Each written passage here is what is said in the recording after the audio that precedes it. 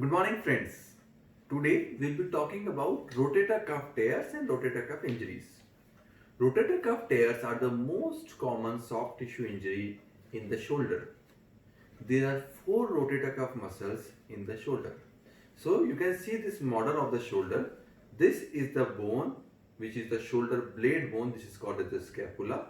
This you can feel on your back. This is the collarbone. This is called as a clavicle, and this is your humerus. This is this bone. Okay, and this is a ball in the socket joint, and the humerus can move all 360 degree like this. Now, this movement is made possible by rotator cuff muscles, which is the first level of muscle in the shoulder. So, in a shoulder, there are multiple muscles. On the inside, there is a muscle which is called as a subscapularis. On the top, there is a muscle which is called as a supraspinatus. And on the back, there are two muscles which are called as infraspinatus and teres minor. So all of these four muscles together forms the rotator cuff. A rotator cuff is a structure or the cuff of the muscle which is surrounding the shoulder joint circumferentially. And these muscles are very important in initiation of shoulder movement. Now, based on their location, they are responsible for different tasks. So, subscapularis, as it is on the front, causes internal rotation.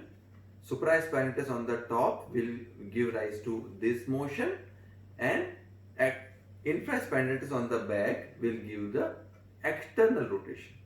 So these are all important range of motion which is governed by the rotator cuff muscles.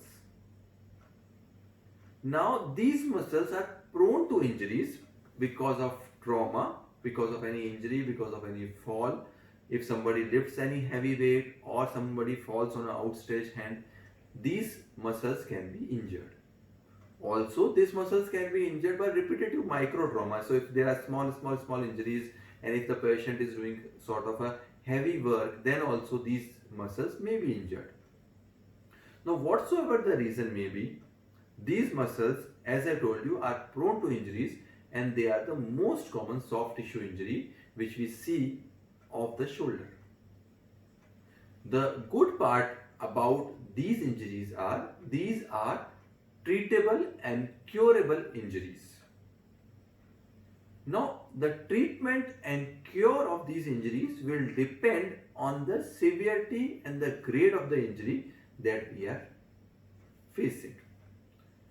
Supposedly, if you have a minor injury, the minor injury is usually called as a partial tears. Now, what are partial tears? Partial tears by definition means that the rotator cuff is not torn in its full thickness. So only a part of the thickness is torn. So there are two zones, intra-articular and subacromial, and they are separate.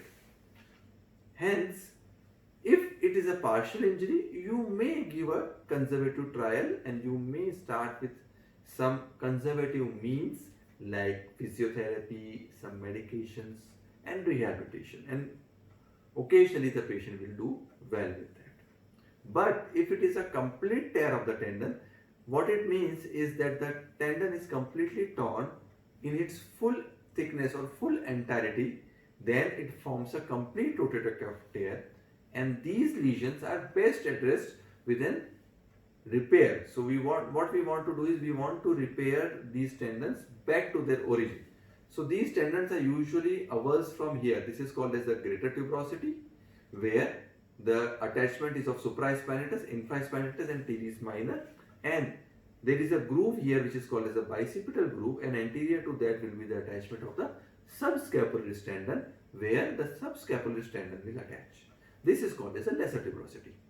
So if there is a complete tear of any tendon, then the treatment is the repair of the respective tendon back to its insertion, that is either the lesser tuberosity for subscapularis or the greater tuberosity for the supraspinatus.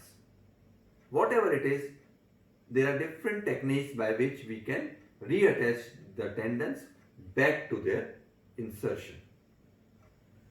The best technique to do this surgery is by doing it arthroscopically. So that is a keyhole technique or an arthroscopic technique in which only small holes are made in your shoulder, and whole of the procedure of attaching the tendon back to its insertion where it was originally attached is done with the help of a small instrument called as an arthroscope. And the best technique to fix this tendon back to its insertion is by use of a suture anchors. So these are special device which insert into the bone. So this is your bone, and these special anchors will insert into the bone, and these devices are loaded with threads, and once they are inserted into the bone, they hold the bone. What is an anchor? An anchor is a device which is used in ships to hold the ship to the base of the sea. So same way here, anchors hold into the tuberosities, and there are threads which are coming out from the anchor, and these threads are used to repair the tendon back to their insertion. So the best technique to repair this tendon is with the use of suture anchors. Now there are many techniques, many refinements of these repair techniques which are out of the scope of this talk, but just for your information, it is called as a single row repair, and there are double row repairs, and there are knotted repairs, and there are knotless repairs, and there are n varieties of repair techniques which are described, and all techniques are good. There is no technique which are bad, and it depends on your surgeon's preference and the type of injury that you have. Depending on the type of the injury you have, the surgeon chooses the best technique of repair, the best technique which suits you as a patient and your tear types or your injury pattern and the surgeon's confidence over that particular technique. Normally, once this repair is done, a period of little immobilization is required depending on the repair which has been done in your particular case, and your operating surgeon will be the best person to guide you regarding the rehabilitation process. These rotator cuff tears, after the advent of arthroscopy, have been addressed very nicely, and we are able to achieve very good results with the techniques which I have mentioned. I hope I have cleared all your doubts regarding the rotator cuff, their injury and their treatment.